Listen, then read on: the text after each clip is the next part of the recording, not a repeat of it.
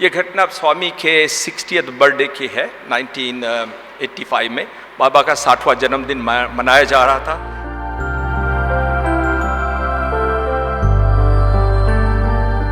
भगवान श्री सत्य साईं बाबा के पावन चरणों में मेरा कोटि कोटि प्रणाम और यहाँ सभी उपस्थित साईं परिवार को भी कोटि कोटि प्रणाम, क्योंकि बाबा उनके हृदय में बसते हैं, इसलिए वो भी साईं स्वरूप है।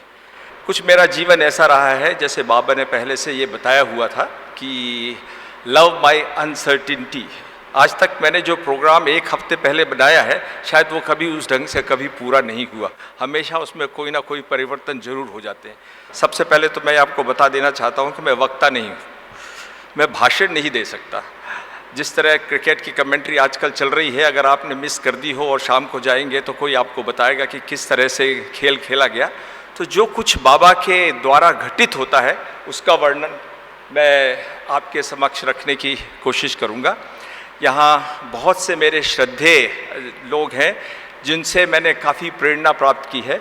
और जो युवा वर्ग है, बाबा ने कहा है जो आज का हमारा युवा वर्ग है वो हमारे लिए एक जिसको कहते हैं ऊर्जा का स्रोत है। और जो हमारे अनुभवी साईं दल के वरिष्ठ लोग हैं, ये उनका अनुभव और जब ये इनकी ऊर्जा मिल जाती है तो एक नई शक्ति का जन्म होता है। और उस नई शक्ति से हम जो काम करते हैं वो विश्व के लिए एक छाप बन जाती है। इसलिए आज विश्व में जो साईं संगठन के लिए की तरफ से जो कार्य हो रहे हैं उसकी कोई तुलना नहीं है, उसकी कोई गणना नहीं है, क्योंकि वो कभी पेपरों में नहीं आता। कभी उसके किसी ने ये बनाया नहीं है कि आज सत्य साईं ऑर्गेनाइजेशन की तरफ से कितने लोगों को प्राणदान, कितने लोगों को नेत्रदान, कितने भूखे लोगों को खाना और कितने लोगों को वस्त्र मिले होंगे। क्योंकि स्वामी ये नहीं चाहते कि आप किसी चीज़ का लेखा जोखा रखें। लेखा जोखा रखने से ही अहम बढ़ता है। सबसे पहले तो मैं अपनी माता जी को नमन करना चाहूँगा, जिनकी वजह से मैं आज यहाँ आपके सामने उपस्थित हूँ। मेरे जीवन में 4 माताओं ने बहुत अहम, जिसको हम कहते हैं, किरदार निभाया है। एक तो मेरी माता जी जिन्होंने मुझे जन्म दिया, और दूसरे जब मेरे जीवन में जब मैं बड़ा हुआ तो मुझे अपनी भारत माता की सेवा करने के लिए बहुत उत्साह था। बाबा की कृपा से मुझे भारत की सेवा करने का मौका आर्मी मेडिकल कोर की तरफ से मिला और मेरे डॉक्टरी जीवन भारतीय सेना में शुरू हुआ और बड़ा गौरवशाली था। कई लोग तो शायद युवा वर्ग उस समय पैदा नहीं होंगे। मैंने 1969 में सेवा ज्वाइन की थी और 1971 में कारगिल में जो युद्ध हुआ था उसका मैं एक सदस्य था। वहीं से बाबा की जो स्मरण शुरू हुए, तब पता लगा कि अगर हम देश सेवा के लिए समर्पित हैं तो बाबा का अभय हस्त आपके साथ है, कोई भय का स्थान नहीं रह जाता। उसके बाद साईं माता वो तो अखिल विश्व की माता हैं, उनका वरद हस्त मुझ पर रहा और बाबा ने मुझे फिर मदर टेरेसा से जोड़ दिया। और इस तरह से इन चारों का एक बहुत बड़ा, जिसको हम कहते हैं, मेरे जीवन में पग पग कर उनका मार्गदर्शन रहा। तो उन चारों माताओं को मेरा नमन है। कोई भी चीज़ शुरू करने के पहले मैं सबसे पहले आपको ले चलना चाहता हूँ प्रशांति निलयम पुट्टपर्ती, जहाँ से हम सबका जीवन आरंभ होता है, जहाँ से हमारा हर कार्य शुरू होता है। और हम चाहते हैं कि हमारे कार्य का जो है लेखा जोखा बाबा के श्री चरणों में अर्पित हो जाए।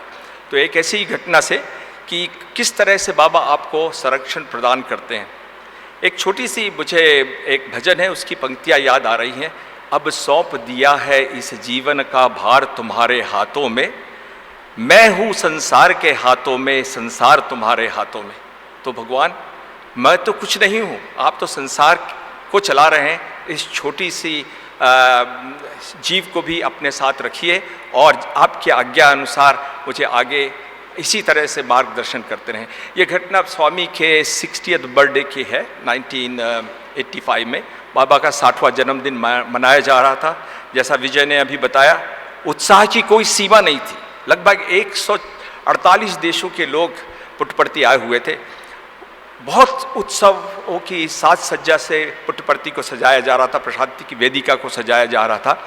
उस समय सेंट्रल काउंसिल ने 60 गांवों का चुनाव किया कि बाबा की 60वीं वर्षगांठ पर हम 60 गांवों में लोगों को, डॉक्टरों को भेजेंगे।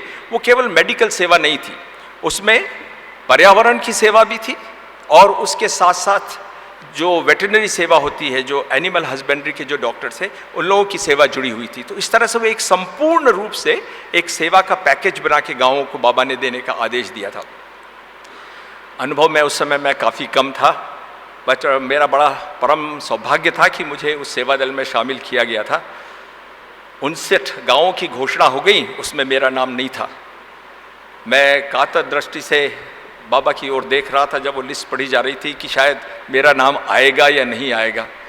जैसे बाबा कहते हैं ना, लव माई अनसर्टिनिटी, बाबा कहते हैं आप प्रार्थना करते रहो, जब वो क्षण आएगा, हर क्षण के लिए एक कार्य, हर कार्य के लिए एक क्षण बना हुआ है, उस समय वो कार्य पूरा होगा। और जब क्या होता है, जब आप देखते हैं कि शायद मेरा नाम नहीं आ रहा, आपकी इंटेंसिटी बढ़ती जाती है, उस समय आपकी जो तीव्रता होती है। तो मैं उस समय भूल गया कि मैं प्रशांति निलयम में हूँ।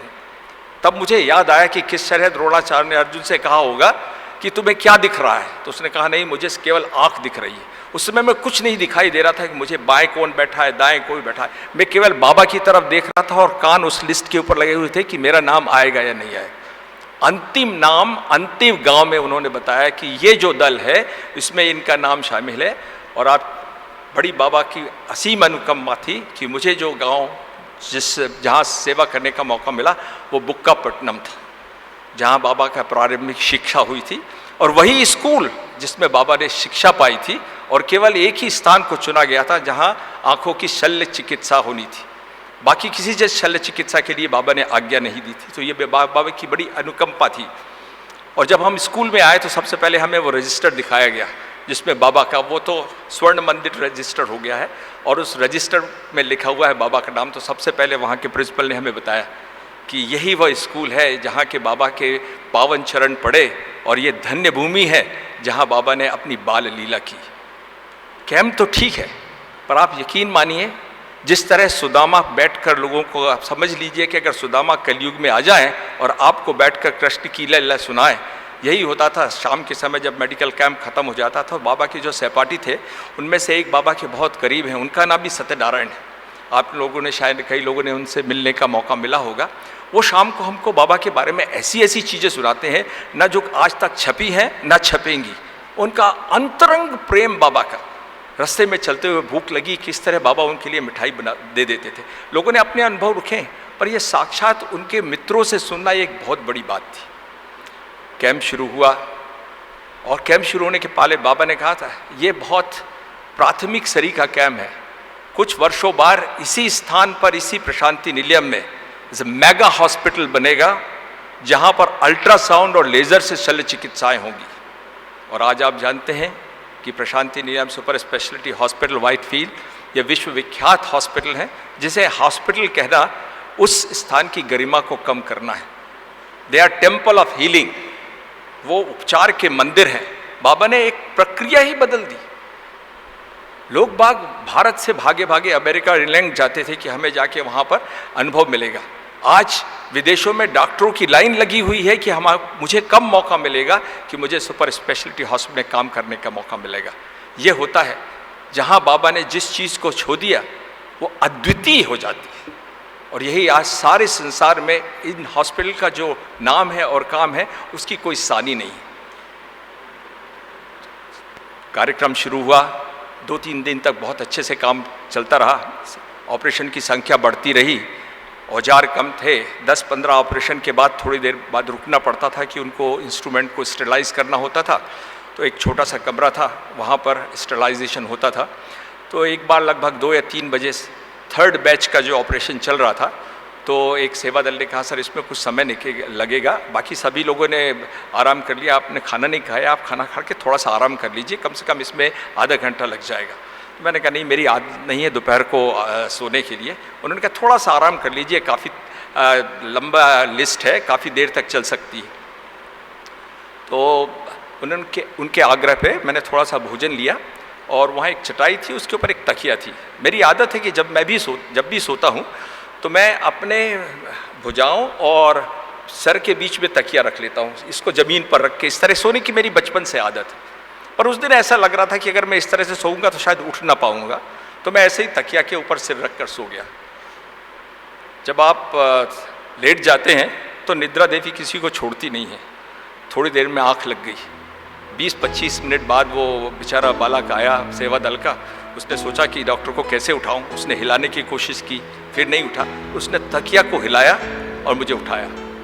तो मैंने उठा, और जैसे आर्मी में डिसिप्लिन होता है कि आप अपनी सब चीज़ें लपेट के एक तरफ रख देते हैं, तो मैंने तकिया उठाई और चटाई को लपेटने वाला था। तकिया के नीचे इतना बड़ा काला बिच्छू जिसके ऊपर मेरा सिर रखा हुआ था, वो उसके नीचे था। अब आप सोच सकते हैं कि कितनी बड़ी स्वामी की कृपा है। उस विषधर के ऊपर सर रखकर मैं सो रहा हूँ और बाबा मेरी रक्षा कर रहे हैं।